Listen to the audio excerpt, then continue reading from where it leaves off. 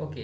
तो आज हम लोग देखने वाले हैं इफ एल्स। इफ एल्स मतलब आप शब्द से समझ रहे होंगे। इफ मतलब यदि, यानी अगर कंडीशन ट्रू होता है तो इफ वाले कंडीशन में जाएगा।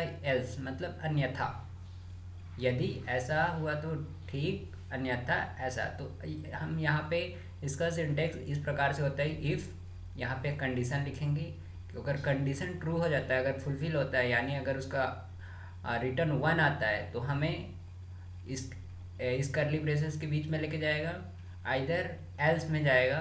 तो अगर कंडीशन फॉल्स होता है तो एल्स में चला जाएगा, यानी उसका जीरो होता है तो सेकंड वाले पार्ट में चला जाएगा। तो इस प्रकार से इफ एल्स होता है।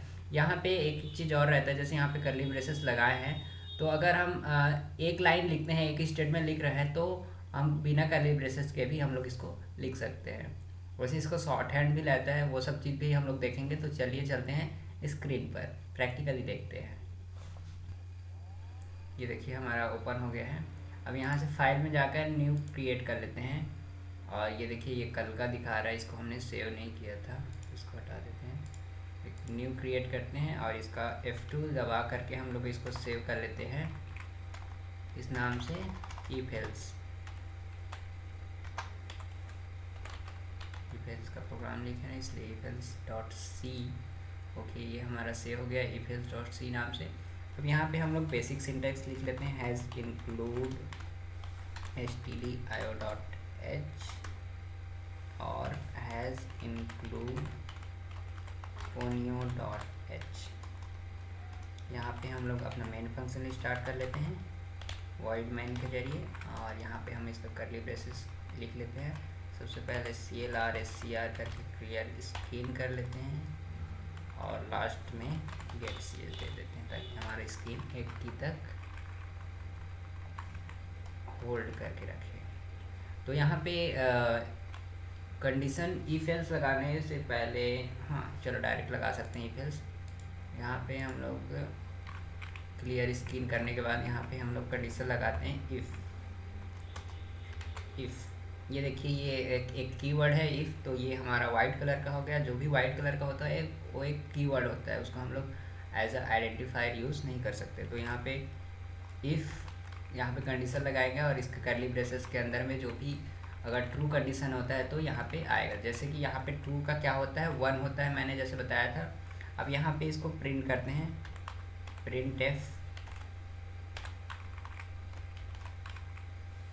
यहाँ पे कुछ भी लिख देते हैं जैसे हेलो।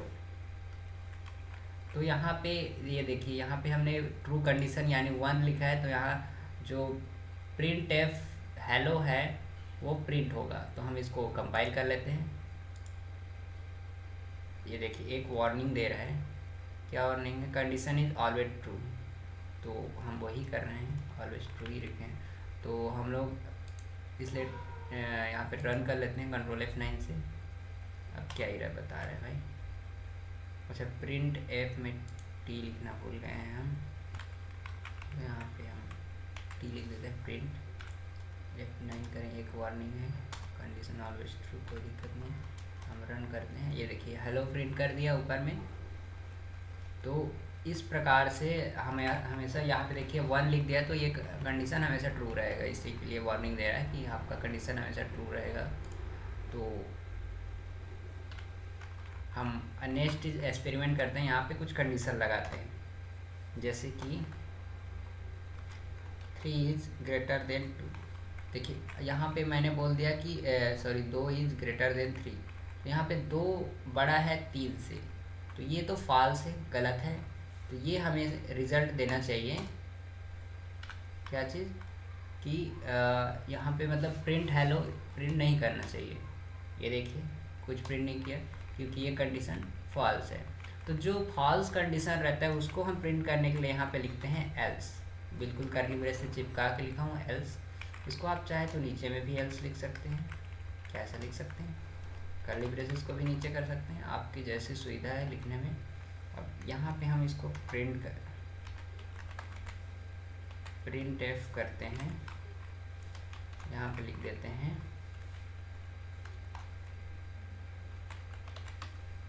Else condition. आप चाहे जैसे ज़रूरत हो उस हिसाब से लिख सकते हैं। तो यहाँ पे इसको कंपाइल किया, 2 एरर बता दिया, always true, unreachable code, missing statement का फॉर्म।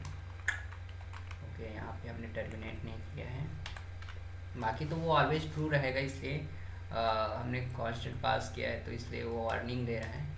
ये देखिए, तो एल्स कंडीशन यहाँ पे प्रिंट कर दिया। तो ये क्या चीज़ है, हमारा हमेशा सेकंड में आएगा कंडीशन में, इसलिए इसको वार्निंग दे रहे हैं। हम इसको चाहें तो एज अ वेरिएबल ले लेते हैं, जैसे कि इंटीजर i इक्वल टू 9,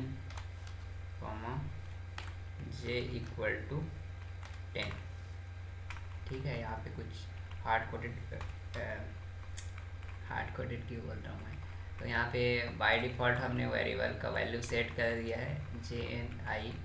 और अब यहाँ पे कंडीशन इसको इस प्रकार से चेक करते हैं ताकि हमें वार्निंग ना दे। अब इसको रन करते हैं, ये देखिए कोई वार्निंग नहीं दे रहा है, क्योंकि हमने यहाँ पे सीधा कांस्टेंट पास कर रहे थे, जो कि हमेशा जो एक कंडीशन रहेगी उसमें जाएगा। तो यहाँ पे वेरिएबल रहता है, तो यहाँ पे इसको कभी भी वैल्यू चेंज कर सकते हैं, इसलिए वेरिएबल को वार्निंग नहीं देता। ठीक है, तो यहाँ पे हम लोग बोल रहे हैं कि अगर i j से बड़ा है तो प्रिंट करो हेलो।